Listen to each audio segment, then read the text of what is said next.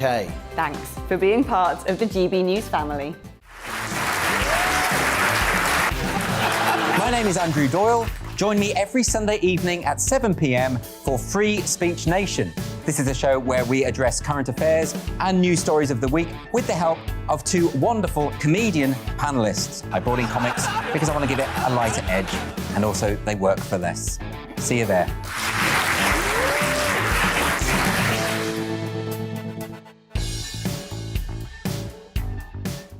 Join my show Farage, 7 p.m. till 8 p.m. Monday through Thursday, and there you will get opinion, analysis, debate, and I'll cover stories that nobody else dares to touch. And then for the last 15 minutes, talking pints. We're over a drink. We have a civilised conversation with someone. We very often disagree, but we do it in a grown-up way. Come and join me on Farage.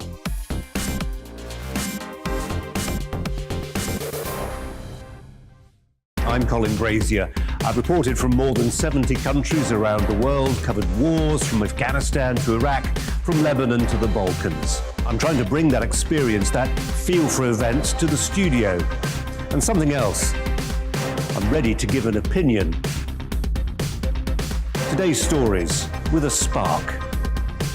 Brazier from 8 p.m. weekdays on GB News.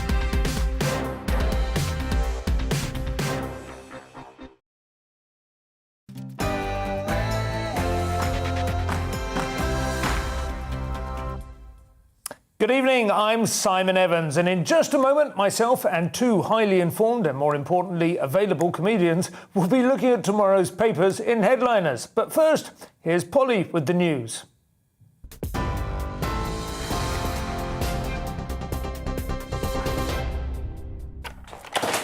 Oh, sorry, I just dropped something. I'm Polly Middlehurst, and these are your latest news headlines. Let's talk about coronavirus, and a series of new restrictions to try to curb the spread of coronavirus is being introduced in Northern Ireland. Stormont ministers are asking citizens to work from home, to limit social contact and to meet outdoors where possible. The Northern Ireland executive says intervention is required because hospital admissions are rising. Deputy First Minister Michelle O'Neill says now is the time to act. This is our best chance actually at avoiding further restrictions down the line. This is absolutely our best chance. So that's why we're asking people to comply, and we're with certain measures, but also that we're reinforcing measures, particularly around the work from home message if you can. We're really appealing to those that can work from home to please work from home, and equally I'm appealing to employers that where your staff can work from home, please facilitate that. Meanwhile, Scotland has announced it's not extending its vaccine passport programme to include more venues. First Minister Nicola Sturgeon confirmed the current scheme will, however, stay in place for another 3 weeks. Passports are required for late-night premises with dance floors and indoor seated events of up to 500 people. From December the 6th, people will only have to show proof of a negative lateral flow test. In other news, a post-mortem examination has confirmed that a mother of two killed in Somerset died of multiple stab wounds. Jennifer Chappell and her husband Stephen were both found with serious injuries at their home on Sunday, while their two young sons were fast asleep. The adults died at the scene. Police arrested two men. One has been released under investigation. Meredith Kircher's killer has been freed after serving most of his 16-year prison sentence. Rudy Guede was convicted of murdering the 21-year-old British student in Italy in 2007. He was due to be released in January next year. The case gained international notoriety after Meredith's roommate, Amanda Knox, and her boyfriend, Raffaele Solicito, were imprisoned for the crime before being acquitted in 2011. Now, a rare manuscript by Albert Einstein has sold at auction for nearly £10 million. Dating back to 1913, its value was originally estimated at between £1.5 to £2 million. It's one of only two known documents showing the physicist's approach to his famous theory of relativity. Surprisingly, the handwritten script reveals that even Einstein occasionally made mistakes. As do we all. You're right up to date. Now back to headliners.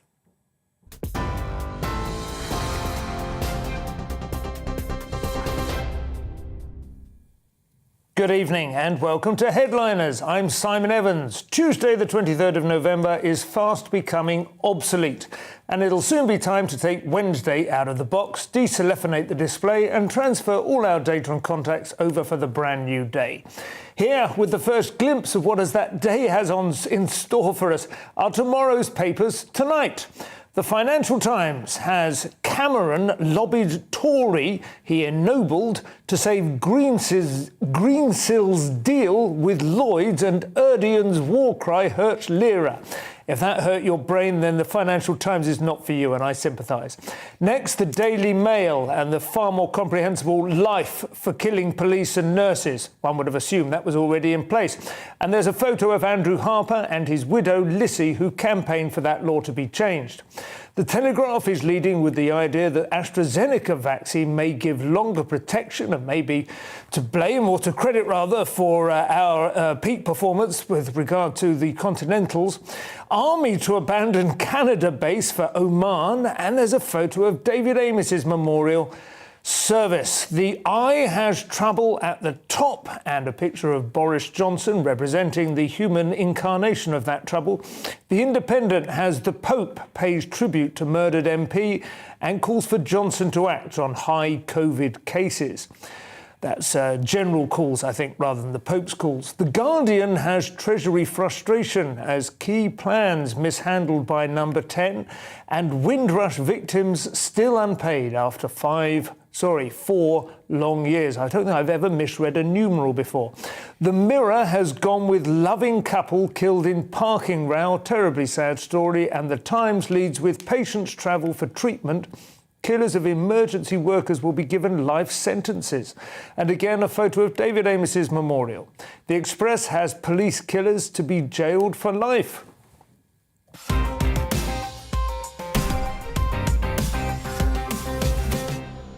Tonight I am joined by Leo Kearse and Josh Howie. Good evening, gentlemen. How are you?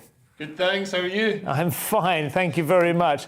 We have a number of stories to get through this evening. The first one we've plucked is the Telegraph. I think you've got this one for us, Leo. Yeah, that's right. So Boris Johnson was giving a keynote speech at the CBI conference. That's the Confederation of British Industries. This is a big gig, even for the Prime Minister. This is quite an important speech, and you don't want to mess it up. And they're quite serious people. And unfortunately, you won't believe this, Simon, but he messed it up. He messed up his What speech. is he like? He had his notes in the wrong order. He got kerfuffled or flustered. Actually, I just messed up that bit myself. It shows how difficult it is. And you're in front of an audience of 2.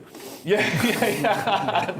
And hello to both of you. But yeah, Boris has really been defined by his gaffes, and it used to be charming. It used to be something that made him stand out. Frankly, you'd get stuck in a zip line, rugby tackle a Japanese child, or add decades onto a political prisoner's sentence in Iran by saying she was there to teach journalists. None of these options were available at the CBI, didn't they? Maybe they should put a Japanese child on the I think stage. he tried setting fire to his trousers. It didn't work, so instead he messed up his speech. He's not having the best few weeks. He's had 3 weeks of sleaze and corruption scandals, and so maybe now is the time for him to just knuckle down and get things right for a change. He can't do that. He doesn't have that move. He doesn't have that in him, and also there's criticism that his advisors now aren't up to the standard of previous advisors. Well, I did think, watching the clips, we actually heard a clip of it last night as well, because this story is obviously lolloping over from the previous night, but He was like making conversation about a day trip to Peppa Pig, which I had assumed was at least in the same county as the speech. To be fair, Peppa Pig World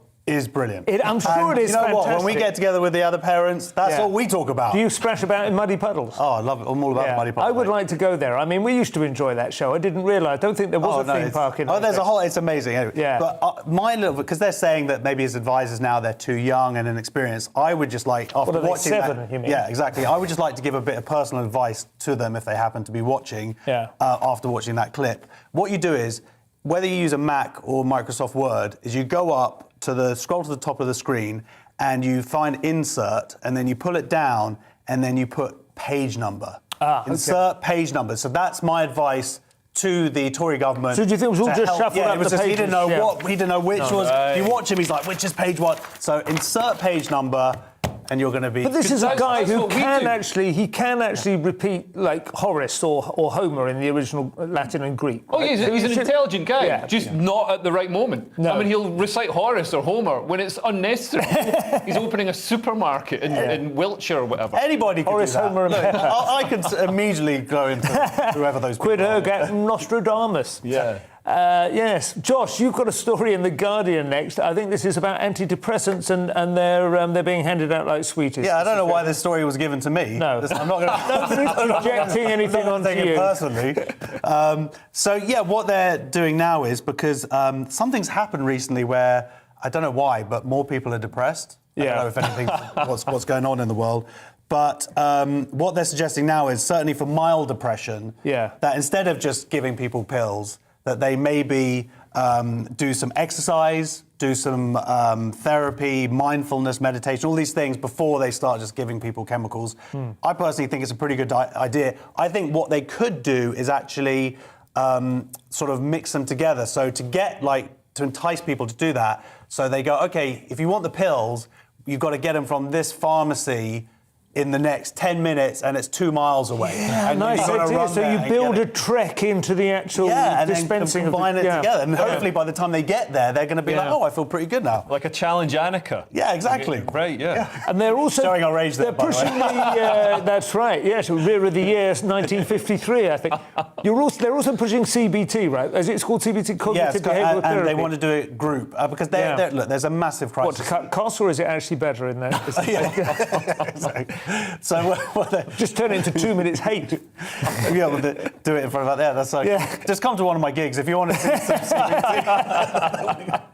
It's so, we've got a mental health crisis. It's massively underfunded therapy. So what they're saying is, we'll do some group therapy to start, because they don't have the therapists. But cognitive behavioural therapy, sorry to cut in, but it is a good thing. I do believe it works. My wife had I don't think it's indiscreet to say this, after the children were born, she had a little bit of the post-natal depression, right? And that was the thing that worked. It really does, you know. Yeah. And it is quite straightforward. It is basically going, notice when you're about to go down a rabbit hole and start catastrophising and everything, and just pull back. Yeah, I'm not sure about this. I'm in two minds about this, because everybody says that men should open up and speak more about our feelings, and like the male suicide rate has just been going up since we've been encouraged to talk about our feelings. Right. I think maybe men should shut up about our feelings. I don't know if the male suicide rate has been going up, or rather all the other causes of death have been coming down, leaving the suicider as virtually the only way that men can get off this planet early. Whereas we used to be able to rely on industrial accident or something, you know.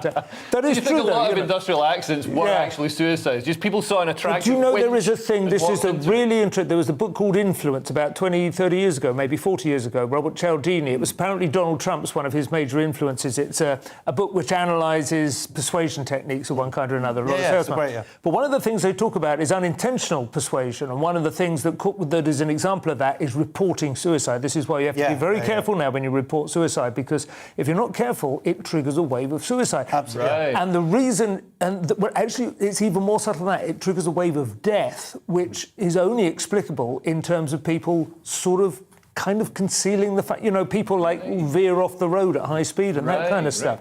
It's really strange. And that's why they say, and suicide charities say that, please stop pushing these suicide statistics and stuff. Absolutely, has been proven. Anyway, back to jokes. I know, well, absolutely, you know. But I have to say, I mean, it's funny you said that. I don't know what's going on. I mean, obviously, you mean COVID, right, has caused this, like, wave. But I don't know that I mean, that was initially my fear. Well, and I remember campaigning hard up against lockdown, saying that lockdown will create more deaths of young people, you know, than it will save. And childhood obesity is rocketed. I think it's up 50% for children starting primary school. My obesity is rocketed.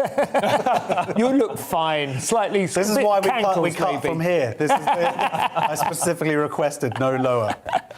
But seriously, I don't think it's been quite as bad as people expected. I don't know. But I do think there is a tendency to medicalise what is often just sadness. You kind of go, it's been a rubbish year. Well, it has been a rubbish year. So, you know, you're not necessarily depressed. That's quite a rational response. Yeah. Do you know what I mean? Yeah. And obviously you've also got relationships breaking down. You've got people losing their jobs. Thanks, Leo. You've definitely made me feel better. To be honest, if you aren't depressed, you aren't paying attention. I mean, that should be a T-shirt, shouldn't it? You know. Okay. now we are looking at another story which makes me depressed, borderline angry. This is Extinction Rebellion, who claim, I think, that they've got something big on the horizon. Oh my God, they've lost the plot. Not that they ever had the plot, but so in the Daily Mail, they're reporting that Extinction Rebellion are claiming they're going to be able to mobilise 2 million protesters in the UK to take part in the largest How will they act mobilise of them? civil disobedience. Well, this is the question. How are you going to do it? You're going to lay on buses? You're going to lay on sports cars? Like, how are you going to do this without burning fossil fuels? Are they going to ride oxen into Trafalgar Square? Maybe they can integrate it with your running to the chemist idea. That would definitely be a sign of depression. Extinction Rebellion. So 2 million, though. Extinction Rebellion said that the number of activists taking part in their demonstrations had dwindled, but they hope to rely on record numbers in 2022. They think for some reason it's suddenly going to become hugely popular. So they need 3.5% of the population, apparently. I don't know. I mean, it's incredibly optimistic. 2.3 million people. I've set myself the target of filling Wembley Stadium by the same time. I think I could fill Wembley Stadium by the end of 2022. With Extinction Rebellion? Well, just by natural... no, never mind. Well, it is interesting that the 3.5% thing, this is the thing that gets bandied about on Twitter. There's a hashtag or whatever you put in your bio. Yeah, it suggests that that's all you need in order to chat. Have you heard this? This is like, it's proven that if you've got 3.5% of sufficiently radicalised, motivated activists, things change. Well, yeah, but that's a lot of people. Extinction Rebellion are going to have like about 15 smelly hippies. But I don't like that fact. This is what I'm getting at. I think that's wrong. That means that 96.5% of the population who don't want things to change, who are just kind of sitting there watching the world get worse around them. I think it's not that. I think it's that 97 point whatever actually they just don't want to get involved. It's not that they don't want change, but they just will go along with it. And it is always going to be. You can see how a small minority can take over the Labour Party, whatever, and get bigger and get radicalised. There's another study, and I don't want to conflate these two issues entirely, but apparently it's like why almost all meat you buy in the supermarket now is halal, because the people who want to be able to buy halal are much more motivated than people who go, whatever, kill them, however, I don't care. Same with gun laws in the US. So the gun lobby is incredibly, it's got a really powerful voice, even though, it represents relatively few people compared to the rest of the population. But they have all the guns as well. Maybe Extinction Rebellion. I don't think that Extinction Rebellion, they want 2 million people, but the other thing is they said they're hoping to raise £500,000. Yeah. So doing the maths of that, it's not very much. It's not very 25 pence each? Yeah, exactly. It's enough to get Jeremy Corbyn to be leader of the Labour Party, wasn't it? Josh, you've got a story about vaccines. Yeah, so I suspect you guys probably know a little bit more about this than I do. So the AstraZeneca jab, supposedly someone has said that could be the reason that at the moment Britain is doing better than Europe. By coincidence, the person who said that the AstraZeneca jab could be the reason why just happens to be the AstraZeneca boss. Oh, fair enough. Yeah. So that's just a total coincidence. But then, to be fair, he's the guy who did it for as a non-profit kind of thing, isn't he? AstraZeneca. So I grant him the opportunity. So he did a whole interview, and then he went at the end, oh, well, not that there's any proof of anything. Yeah. he did the whole thing, T-cells and antibodies, and then just said, no, not that there's any If I were him, I would still be smarter, because I think it was Macron, wasn't it, who came out going, we don't like it, it's dangerous for the old people. Good French accent there. Just handling him. It's my beautiful wife. And, I think Merkel had things to say as well about AstraZeneca. Do your German accent. I'm not going to do the Merkel accent because I've never actually heard her speak. I've only ever heard her in translation. But I do think that there's a little bit of needle between AstraZeneca and the leaders of Europe, isn't there? Just a little bit of a sense that they are... they've been kind of bullied around a bit. Pfizer has been held up to be the only vaccine that needs a fridge. AstraZeneca, you can kind of flog it off a market stall. Can that really be proper science? Yeah, it's the iron brew of the vaccine world. Yeah. But, the AstraZeneca are taking a profit now. So maybe this is part of their sales pitch to get everybody to use the AstraZeneca vaccine. Oh, that's great. I mean, there was a lot of friction between Europe and Britain and Europe and AstraZeneca over... Because Europe really messed up their their vaccine rollout and didn't sign the contracts and didn't account for any contingency. So they were very slow in getting the vaccines out. Whereas in Britain, where we weren't encumbered by Brexit, it was one of the, I mean, I voted Brexit. I voted Remain in Brexit. I mean, not for political reasons, just because my mum's moved to Spain and I wanted to stay there. To stay there, yeah. But yeah, I mean, it showed me there are actually some advantages. Like we've got a much more sort of nimble and you can move faster without being encumbered by the European system. Yeah, it's like basically buying stuff out, out the back of a van, isn't it? You can get it without the warranty, Instead but you get it that go much through quicker. the Haringey Council procurement process. Yeah, but I do like the fact that AstraZeneca has switched to a profit. That's a bit like when you kind of sign up for something and the first 6 months are free, and then one day you think, I'll just check me banks. What the hell?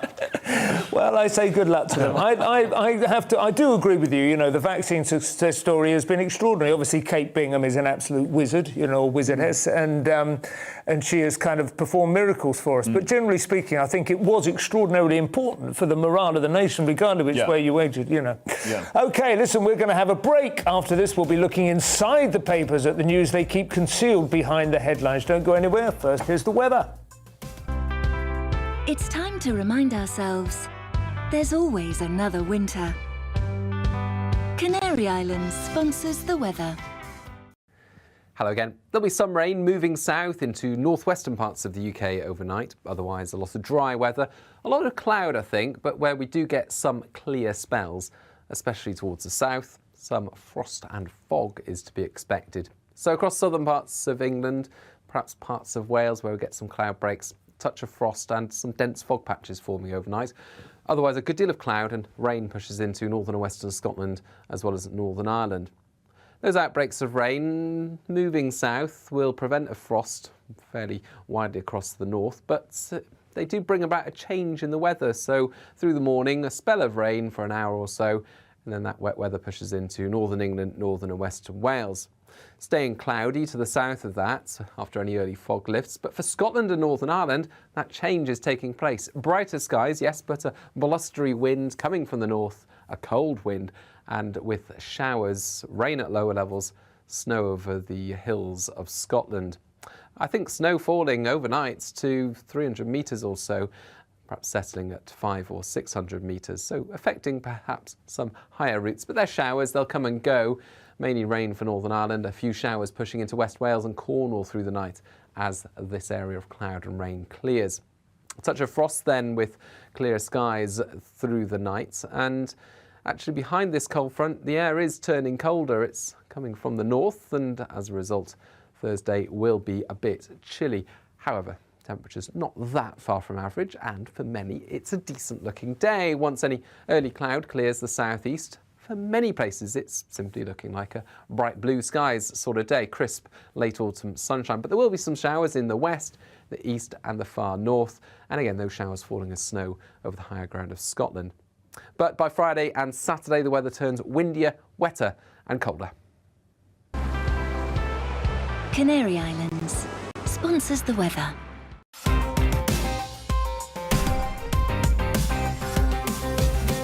You're watching GB News live across the UK and the world on our digital stream. GB News is Britain's news channel. We are the UK's home of discussion and debate from all perspectives. We are here for you. Don't forget to join our YouTube community by clicking on that subscribe button. And if you want the GB News app, you can click and catch up on programmes anytime. We love to hear from you, so email us. gbviews@gbnews.uk. Thanks for being part of the GB News family.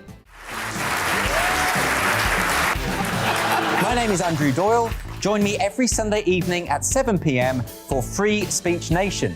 This is a show where we address current affairs and news stories of the week with the help of two wonderful comedian panellists. I brought in comics because I want to give it a lighter edge, and also they work for less. See you there.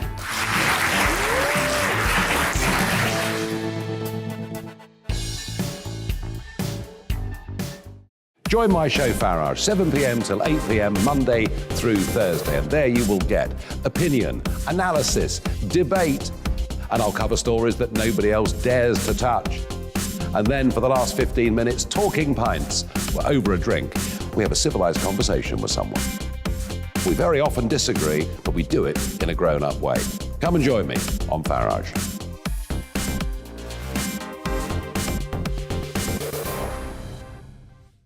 I'm Colin Brazier. I've reported from more than 70 countries around the world, covered wars from Afghanistan to Iraq, from Lebanon to the Balkans. I'm trying to bring that experience, that feel for events, to the studio. And something else. I'm ready to give an opinion. Today's stories with a spark. Brazier from 8 p.m. weekdays on GB News.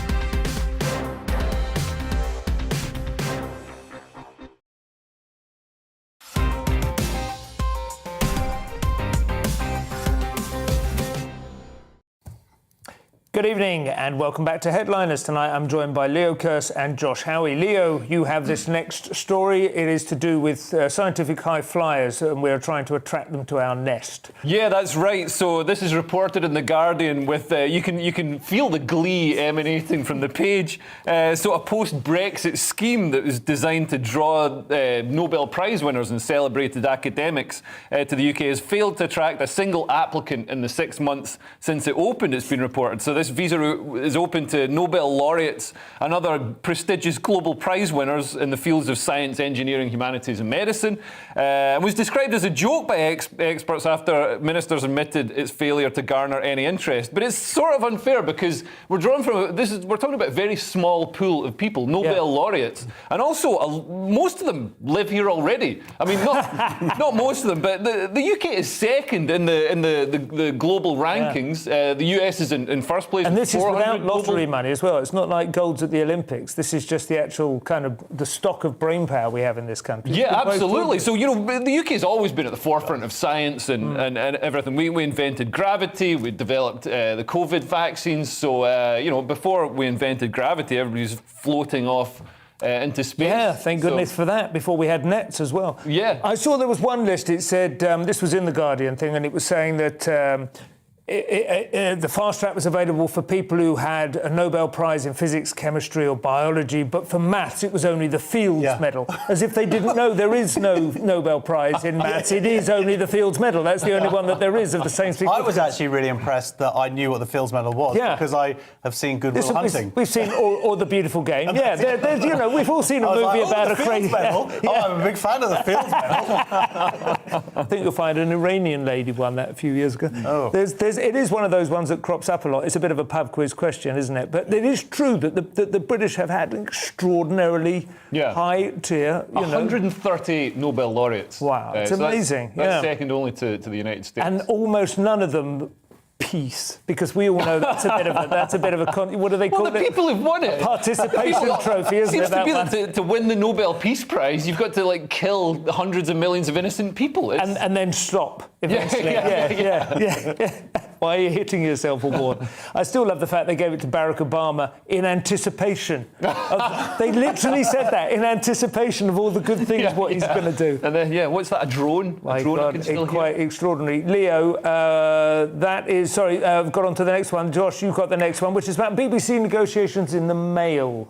Yes. I doubt this is going to be a very fairly handled story, the Mail and the BBC. Yeah, well, the Culture Secretary, the new Culture Secretary, Nadine Doris.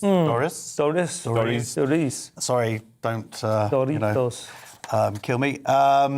Said she had her first appearance at the Digital Culture, Media and Sports Select Committee, and they were questioning her about supposedly a comment that she said following the Nick Robinson's interview with Boris Johnson last year. Supposedly she said that you've just lost yourself a lot of money, BBC, because of this.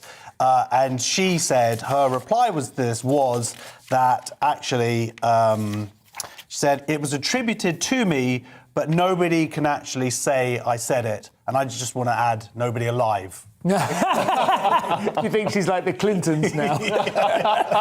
Pretty much a bit of a cut price version, I would imagine. All time. That's a bold claim. But I didn't follow it up. You've just been watching impeachment, haven't you? That is one of those crazy things that people say, though, isn't it? I remember when a physics teacher at school caught me and my mate Ross playing chess in a little mobile chess unit. You rebel, you. And I know, this was the level. This was exactly. I was chewing licorice root and stimulate the brain. And yeah, I mean, nowadays I would imagine, you know, you would probably get a merit badge or something, wouldn't you, for voluntarily choosing to play chess. But I remember him clearly saying, "You two have just signed your death warrant." If he had just gone, right, that'll be a detention, I'd have gone, oh. But the death warrant thing, tough school, mate. It had just become, it had been a grammar school to the year before, and it had just become a comprehensive, and I think they were really trying to enforce. And they introduced drafts. Yeah. Mixed ability checkers. But I do think Nadine Dorries is a very interesting choice for the Culture Secretary because, frankly, and I mean, I'm not saying this with any great hostility, but she doesn't seem to be that keen on culture, does she? She doesn't seem to be that keen on the arts. She does seem to regard it as being full of a load of whining lefties. Yep. There is some force to that argument, you know, but... Yeah, and she seems quite... yeah, she's quite anti-woke, so she's raised the Brit Awards as an issue, because they're doing away with gender categories. There won't be the best female singer, best male singer, there'll just be the best singer. But it seems weird to do away with gender categories in the one competition where gender doesn't really have that much of a benefit. So it's not like, you know, weightlifting, there's an obvious advantage to being male. Yeah, whereas Adele has outperformed, I think, every male singer in the years when she's released an album. It doesn't feel, you know, there was a time, I suppose, wasn't there, when female singers needed a bit of a hand up, maybe? In the lifetime of the Brits, a hand up the charts. A hand up the charts. That's how they phrased it, I think. That's a euphemism. Yeah, wow. I think you're right. I mean, well, the latest thing is the masked singer, isn't it? This is changing our perceptions of how entertainment can function. They have removed gender from the calculation, and instead you have to try and work out what species. They're the plus of the LGBTQ plus. I kind of do think there is something to be said. I mean, if it were to halve the length of the Brits Awards, I would be up for that in total. Yeah, that's a good idea. But would they say best singer and then best singer of a gender that the winner isn't? Do you know what I mean? Oh, like when you go to a gender-neutral toilet and it says, these are gender-neutral toilets, but these ones have urinals. And these are gender-neutral toilets, but these ones have tampon dispensers. Oh, you've just made me... Instead of having, like, just men's and women's, now I've got to read an essay. There is something slightly unsettling about finding towel disposal units in a cubicle you're in. I still can't quite get over it. Do you know what I mean? And you've gone into a gender-neutral toilet, and then you find things that are for the other... I'm not even happy saying gender, to be honest, the other sex. But do you know what I mean?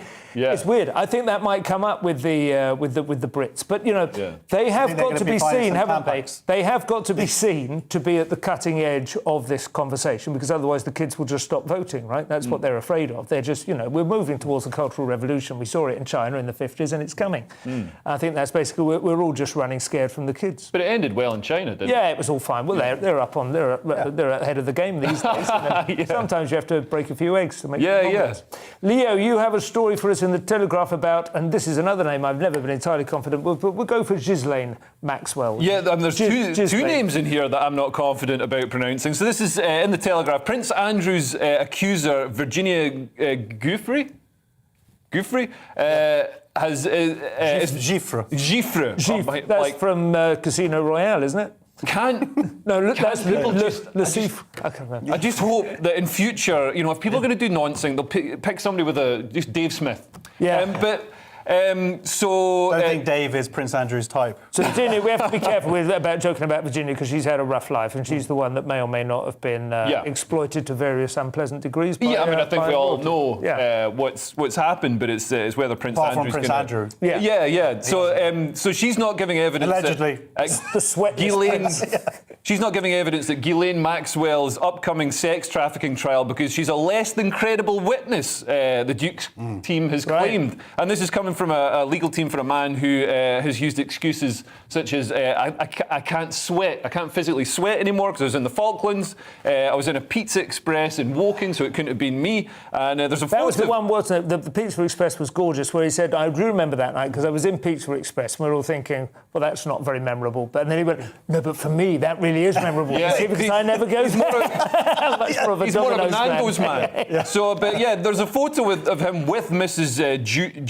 Giuffre, Virginia. And he said it must have been photoshopped because he always wears a suit and tie. like sleeps in a suit and tie, goes swimming in a suit and tie, goes to the sauna in a suit and tie. So, yeah, I mean, he's fighting his own civil case against Virginia. So basically what he's done in this case, if I've understood it correctly, he's opportunistically, you might say, drawn inferences from her not being... included in this trial. In this trial, in order to undermine her legitimacy in any further trial he may find her in the dock. Absolutely. That and to stop her, giving evidence in this particular trial, which could, bring out things that then implicate him. But I suppose this has come from his counsel, from his team, rather than from him directly. But, God. Well, it's a horrible, messy business, but it's. I suppose the good news is Ghislaine Maxwell somehow is still alive. That's the most extraordinary thing, isn't it? I mean, I'd give it about 2 months. But... Yeah. Okay, Leo, we have house sales tumbling.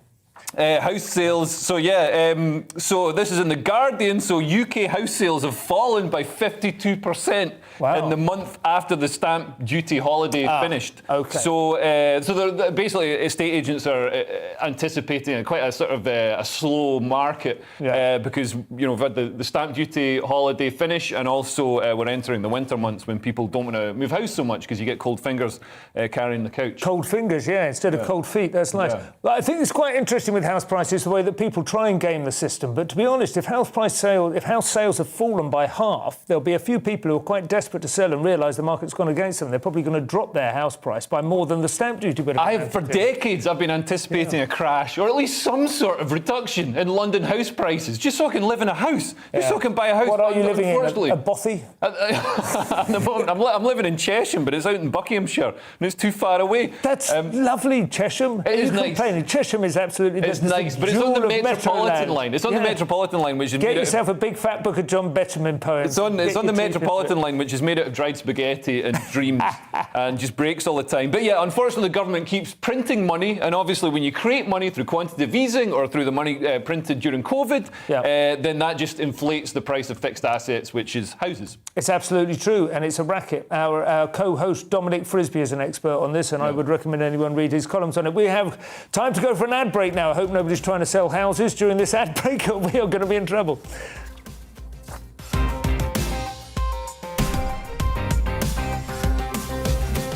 You're watching GB News live across the UK and the world on our digital stream. GB News is Britain's news channel. We are the UK's home of discussion and debate from all perspectives. We are here for you. Don't forget to join our YouTube community by clicking on that subscribe button.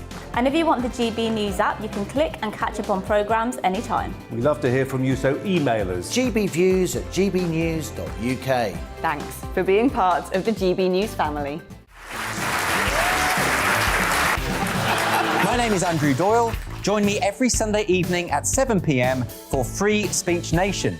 This is a show where we address current affairs and news stories of the week with the help of two wonderful comedian panellists. I brought in comics because I want to give it a lighter edge, and also they work for less.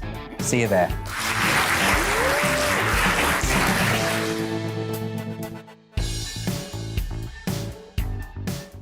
Join my show Farage, 7 p.m. till 8 p.m. Monday through Thursday, and there you will get opinion, analysis, debate, and I'll cover stories that nobody else dares to touch. And then for the last 15 minutes, talking pints. We're over a drink. We have a civilised conversation with someone. We very often disagree, but we do it in a grown-up way. Come and join me on Farage.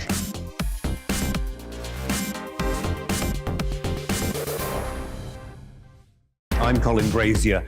I've reported from more than 70 countries around the world, covered wars from Afghanistan to Iraq, from Lebanon to the Balkans. I'm trying to bring that experience, that feel for events, to the studio.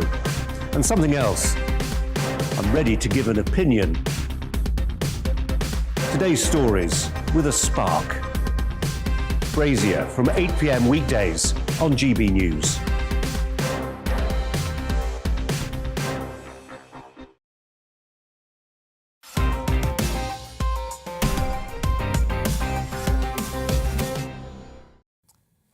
Welcome back to Headliners with me, Simon Evans. I'm joined by comedians Leo Kearse and Josh Howie. Josh, you have got Nicola Sturgeon backtracking. Yeah, this is in the Daily Express, and her supposedly hated vaccine plan is now being halted. At the time, I believe at the moment it is nightclubs and large events. You have to have a vaccine passport. It was meant to be announced that it was going to include now cinemas, theatres, and basically all the business owners have just revolted, and so they're not going to be announcing it, which is sensible.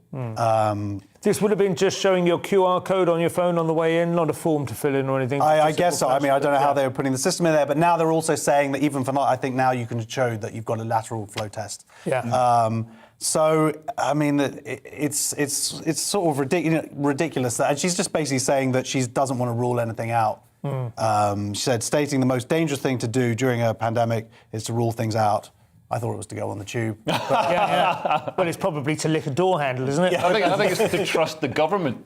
But yeah, I mean, it's great to see Nicola Sturgeon doing something that doesn't actively damage Scotland's economy. Yeah, it makes a refreshing change. Yeah, I think that's true. She may have pushed it too far. Do you think? I mean, has she lost because the people were with her to a surprising extent, weren't they? Yeah, which is always the sort of slightly alarming thing. Lockdown was great for her because she was doing her public addresses every night. It was like an hour every night, like a Venezuelan president addressing. Everybody trusted her and believed that everything was Westminster's fault, and she was doing a great job. And then, as we've come out, she did mess up the vaccine rollout in Scotland and had to ask for, because she tried to do it without the UK government's help, and then that messed up. So she had to then go back and ask for the UK government's help, which showed that she was kind of willing to sort of throw Scottish lives under the bus to score political points and look to be seen to be doing it herself. That would be, some would say, the story of the last 10 years or so, I guess. So do you think that it's like, is it, I mean, I don't want to overly stereotype things, but is it like, come on, the Scots are like, come on, this is Christmas and New Year, Yeah, and also the Scots we've been in lockdown for a long time. Yeah, 300 years. Yeah. Bought and sold for English gold. Now it's time for some freedom. But there is a particular, I mean, there's a particular passion for Hogmanay, obviously, but just for this time of year generally, right? The nights are long, and there are traditional stratagems to get through them. And involve going to the pub and drinking. Well, she said that the most precious gift that you can give to loved ones this Christmas is getting vaccinated. Wow. And if someone showed me, that's what someone gave to me for Christmas. I'm so looking forward to seeing my son's face. The VR headset you wanted. Well, it begins with V.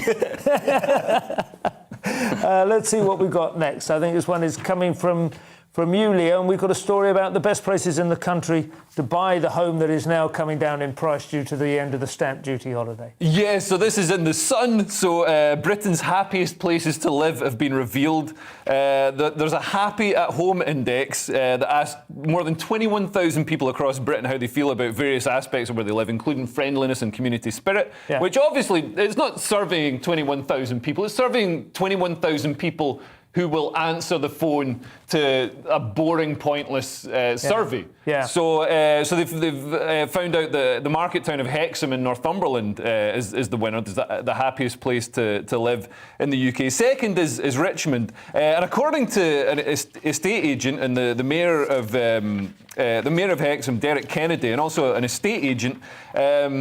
So Andrew Coulson Estates in Hexham, the last 12 months in the market have been phenomenal as people move from big cities to picturesque, beautiful places like Northumberland where houses are cheaper, you can afford open space. So I wonder if they're going to become less happy as bitter Londoners like me and Josh move there and bring this who are not friendly, not community minded, taking each other's washing when the rain comes. I never heard of Hexham. I didn't know if it was in zone 2 or 3.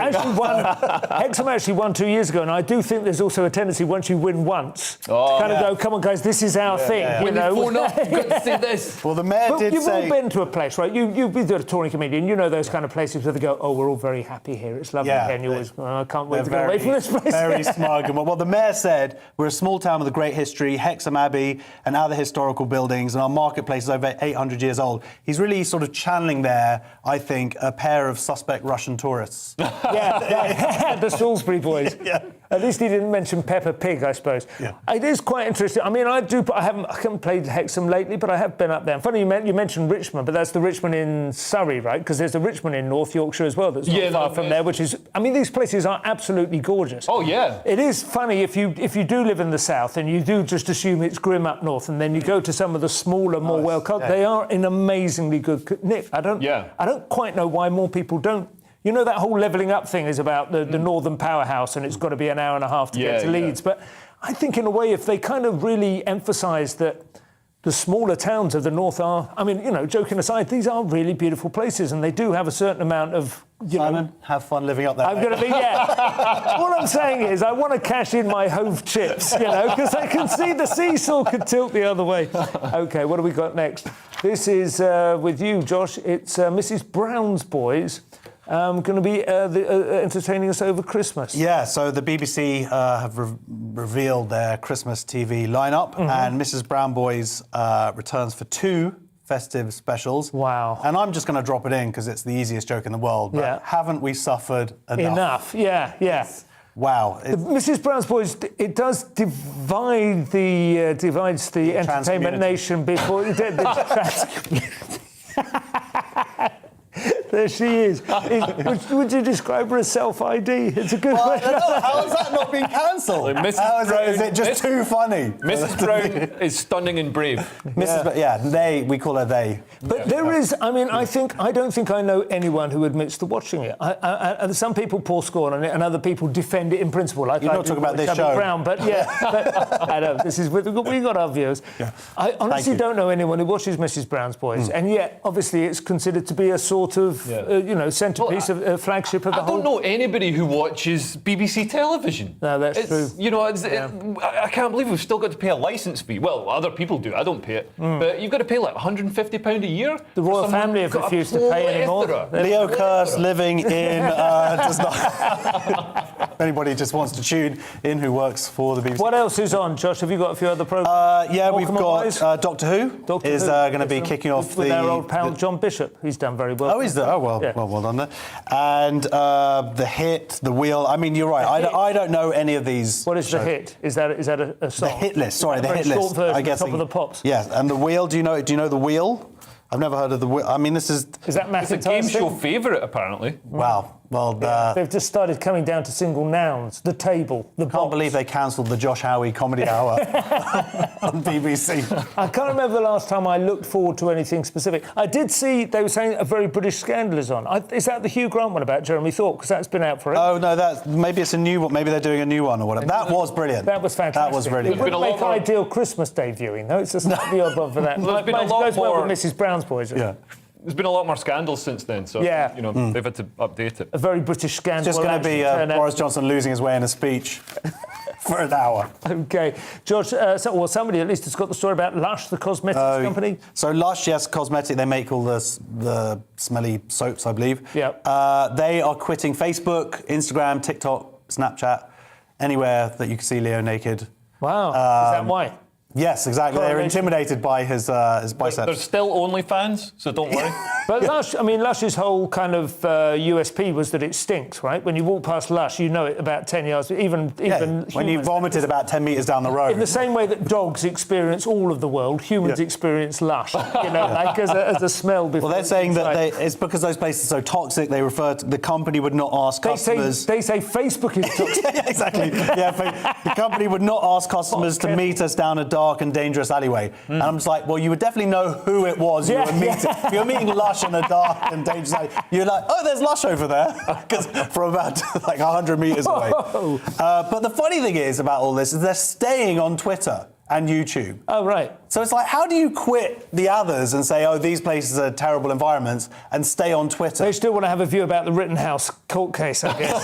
Something like that. Is it, somebody has said, I think I said that they are one of these companies that get a lot of stick on social media because they do attract some of the, they do attract some of the wilder fringes of the woke movement. And so they are actually, they're the kind of brand that will constantly be getting negged by what should be their own customers. So they're worried about, like the Dove effect, when they try and pander to woke people, and then never enough. You're never woke enough for woke people. As soon as you've opened up that door, you will get overwhelmed. And so many companies over the last couple of years have been burnt from just putting out the stupidest thing that they think that they're sort of... I'm really hoping Ben and Jerry's. Ben and Jerry's! Oh my God, Ben and Jerry's. yeah. So they jump on everything. They've got political opinions for an ice cream factory. They've got a lot of political opinions about things like the Kyle Rittenhouse trial and, support bringing out Black Lives Matter ice creams and stuff. They're deep into Israel. Ben and Jerry's are racist because they target, BAME communities are at higher risk of diabetes, and so by hijacking the Black Lives Matter movement to sell more ice cream, they're targeting their sugary chilled lard at BAME people who are more prone to diabetes. Sugary chilled lard. You're absolutely right. I mean, it's extraordinary that they can get the moral high ground by standing on tubs of sugary chilled lard. I'd eat sugary chilled lard. It's the same thing with Stuart Lee, who I probably,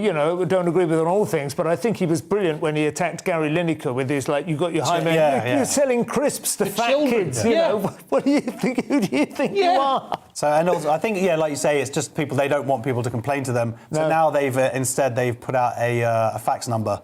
Right. Instead. Nice. Telegram machine is chattering away in the corner of the office with incoming complaints. Leo, we have all been affected by lockdown. It's now the turn of Australian cats, I believe. So, in Australia, cats are in lockdown. This isn't to do with COVID, though, so restrictions ease for humans, although they don't seem to be easing much in Australia for humans. But several cities in Australia have imposed round-the-clock curfews on cats to protect other wildlife. And this makes sense because cats aren't native to Australia, and they go out and they kill a lot of wildlife. And obviously the wildlife in Australia isn't adapted to deal with cats as it is in the UK. So you've got ground nesting birds and things like that. So the city of Bendigo, which is a city of 100,000 people north of Melbourne, voted unanimously for a law that means that cats must stay within the boundary of their owner's property day and night. I think this should happen in the UK because according to the Royal Society for the Prevention of Birds. Cruelty to birds. They're missing a C there. The protection of birds. Protection of birds. Prevention of birds. So according to that, I should have just called them the RSPB. That would be cats, they did a survey, and apparently cats kill, over spring and summer, cats kill a minimum of 100 million animals. They are easy. That's in the UK. I don't believe this because, have you seen the wildlife in Australia? Cats are the ones, surely, who must be terrified of spiders, terrified of... So that seems ridiculous. Everything from boxed jellyfish to boxing kangaroos. Yeah, but Australian wildlife is either a vicious 18-foot crocodile or it's a ground nesting fluffy bird that has no concept of defending itself. Australia has a history of importing things to try and offset other things it's imported and got wrong. It's a constant cascade of toads and rabbits and convicts. Yeah, exactly. But there is some element to that, isn't there? I mean, I don't know, but you say cats are not native to Australia. They're not native here, are they? I don't know what they were bred from. Was the Scottish wildcat, maybe? They look a lot like that, don't they? I think they came from Egypt. Did they? Right. I made that up. Yeah. Just stuffed ones. And there's a big stone one in Egypt. He's got no nose. Yeah. How does it smell? And yet, it smells fine, funnily enough. But that's the heat. It was adapted to lust. That's right. The Sphinx had an evolved strategy for coping with lush storefronts. But there is a little bit of... It's a little bit of a messed up kind of notion generally, I think, because I would imagine a lot of the suburban pets of Australia have come in with, like when people, went there in the 60s from Britain, right? Yeah. Maybe even sparrows and blackbirds, I don't know. I mean, they would have had none of these things. They have some now, don't they? They have sort of songbirds in the garden and stuff. Well, they've got, a lot of native flora and fauna are really damaged. It's got a really sensitive ecosystem because it's so remote and so isolated. And it's a tiny fringe of life around the coast as well. Yeah. So when you fly in, they really check you, for any, nuts and seeds or anything that could... They actually look in the soles of your boot, right? If you come in wearing climbing boot type things, they will walk you through like a sheep dip. Yeah, and they ask if you've been near a river. They should do a TV show about this, by the way. They do that. Have you not seen it? No. Oh my God, the Australian custom show is the best TV show. It's just a bunch of people pretending, I've never seen these bags of fruit before. It's like drug raids, but they've got 15 live chickens in a suitcase. It's brilliant. It's so watchable. But, OK, we have another story. This is grandmother thrown out of a hotel for giving it a bad review while she was staying there. Is this with you, John? Yes. So this is in Helen, Georgia, which is two women's names. In Helen, Georgia. The state of Georgia, in America. A grandmother, and her 6-year-old daughter were kicked out in the middle of the night after leaving a review. They were asked to leave a review via this website after they checked in. And that review was then sent straight to the manager, who just called the police on them and got them out. And basically, some of the things that she complained about was, she said that the toilet in her room didn't flush. She didn't say that was a before or after problem. Right. And she said the pool was shut. By the way, this was in the middle of the night. So I don't know what she's planning on doing, swimming at 6 I've got to be honest, it sounds like she did a massive turd, the toilet didn't flush, they saw the size of the turd and they thought, we're definitely shutting the pool. So, but the funny thing was that she gave it, so after this supposedly terrible review, she gave it 3 out of 5 stars. They kicked her. I mean, you guys have been to Edinburgh. Yeah. I'd kill for a 3 out of 3 star. Like a 4. That's great. Sounds like a 4. Pulls down. Has anybody ever reviewed your show for having too much of a turd in it? Or the pool being Don't shut. bring back memories. We've got another story here, which is about a couple who've been using a 2,000-year-old artefact as a coffee table, presumably without being aware that's what they had. Yeah, I mean, this is a really charming story. So, real story of chance. It's in the Daily Express. Just by chance, a couple had been using this 2,000-year-old Roman mosaic as a coffee table, and then they were at a book signing for Mr. Del Buffalo. That's his real name. He had a book called Porphyry, which contains information about the rocks that Roman emperors used for their art and architecture. And the couple that had the coffee table recognised the cover of the book. They said, "That's our coffee table." So absolute chance, chance in a million. They saw their coffee table on the cover of a book about they Rome. saw the same pattern, the same tiles, and it was originally on the floor of a ship that sank in Italy's That's Lake probably Nemo. why it sank. You don't build it out of tiles. Use wood. That's a little bit of advice to ancient. Yeah, it's on the inside and the outside. It's not buoyant. And also, that grout is just going to leak. And the leftover mosaics were kept at a museum by Lake Nemi until 1944, and then when the Nazis invaded, they used the museum as a bomb shelter and burned its contents when they retreated, and I guess it got taken out of there after that. Sounds like a Boris Johnson speech. But what I like is all this there's a picaresque story about this table making its way down the ages, but it has depended on the Nazis bombing a museum at some point. It wasn't constantly underappreciated. Well, I think it would have done better if it wasn't bombed and set on fire by the Nazis. Still good for them. So is it worth a lot of money or just a nice anecdote? It's one of those things. I think it's impossible to tell how it's invaluable. You can't put a price on it. Is it going to be like the Elgin marbles? Are we going to have a diplomatic incident now as the Romans demand? I think they're just going to give it back. I'm not sure. I'm sure there'll be reward. This is in America, isn't it? So that's on them. They can sort it out. It's not dissimilar to the Elgin marbles because, of course, they were taken to protect them. And also, they make a good coffee table. Yeah. Listen, I have always thought that you've got to have a talking piece in the centre of the room, and I think that's all you want, isn't it, really? And,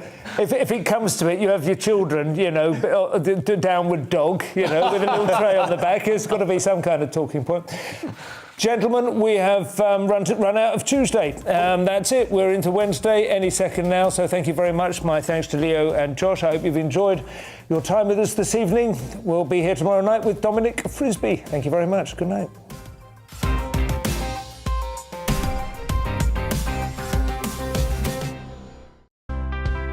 It's time to remind ourselves there's always another winter.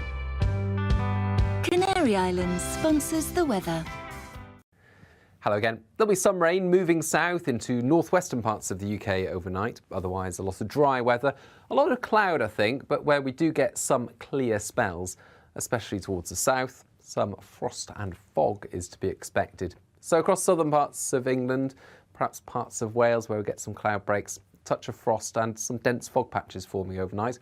Otherwise, a good deal of cloud and rain pushes into northern and western Scotland as well as Northern Ireland. Those outbreaks of rain moving south will prevent a frost fairly widely across the north, but they do bring about a change in the weather. So through the morning, a spell of rain for an hour or so, and then that wet weather pushes into northern England, northern and western Wales. Staying cloudy to the south of that after any early fog lifts, but for Scotland and Northern Ireland, that change is taking place. Brighter skies, yes, but a blustery wind coming from the north, a cold wind, and with showers, rain at lower levels, snow over the hills of Scotland. I think snow falling overnight to 300 metres or so, perhaps settling at 500 or 600 metres, so affecting perhaps some higher routes. But they're showers, they'll come and go. Mainly rain for Northern Ireland, a few showers pushing into West Wales and Cornwall through the night as this area of cloud and rain clears. A touch of frost then with clear skies through the night, and actually behind this cold front the air is turning colder. It's coming from the north, and as a result Thursday will be a bit chilly. However, temperatures not that far from average, and for many it's a decent looking day once any early cloud clears the southeast. For many places it's simply looking like a bright blue skies sort of day, crisp late autumn sunshine, but there will be some showers in the west, the east and the far north, and again those showers falling as snow over the higher ground of Scotland. But by Friday and Saturday the weather turns windier, wetter and colder. Canary Islands sponsors the weather. You're watching GB News live across the UK and the world on our digital stream. GB News is Britain's news channel. We are the UK's home of discussion and debate from all perspectives. We are here for you. Don't forget to join our YouTube community by clicking on that subscribe button.